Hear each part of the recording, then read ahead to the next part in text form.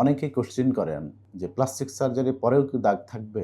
এর উত্তরে আমরা বলে থাকি দাগ থাকা বা না থাকা বা কম থাকা এগুলো নির্ভর করে অনেকগুলো বিষয়ের উপর। তার মধ্যে জেনেটিক্যাল একটা ফ্যাক্টর থাকে, সাথে পেশেন্টের বয়স, কোন জায়গায় অপারেশন করা হচ্ছে এবং কি টেকনিকে অপারেশন করা হচ্ছে সেটার উপর নির্ভর করে।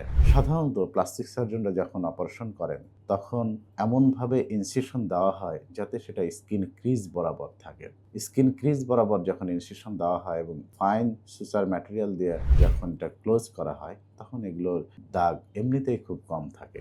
অথবা যখন আমরা এই স্কিন ক্রিজ বরাবর ক্লোজ করি তখন এই ভাঁজের মধ্যেই দাগটা পড়ে যায়। সুতরাং নবসৃষ্ট যে দাগ সেটা এমনিতেই কম বোঝা যায়।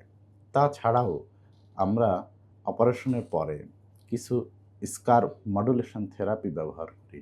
সেগুলো যদি রোগীরা নিয়মিত ব্যবহার করে, নিয়মিত একজন প্লাস্টিক সার্জনের কাছে ফলো আপ করে, তাহলে দাগ অন্যের দৃষ্টিগোচর হয় না বললেই চলে।